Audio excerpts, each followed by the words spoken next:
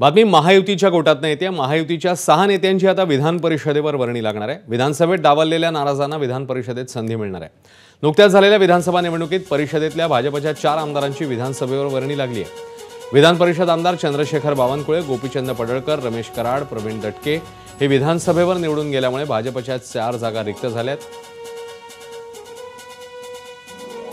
अभिषेक मुठाळ आपले प्रतिनिधी आता आपल्या सोबत आहेत। अभिषेक, ही गणितं नेमकी कशी असतील आता येणाऱ्या काळातली?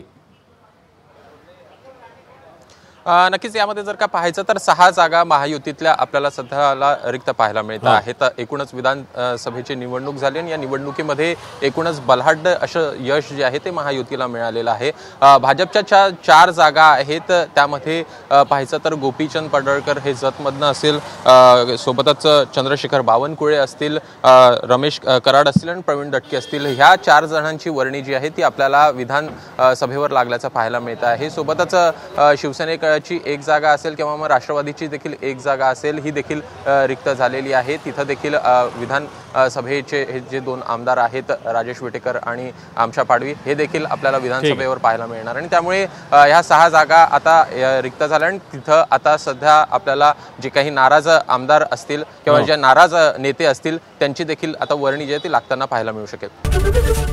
एबीपी माझा, उघडा डोळे बघा नीट।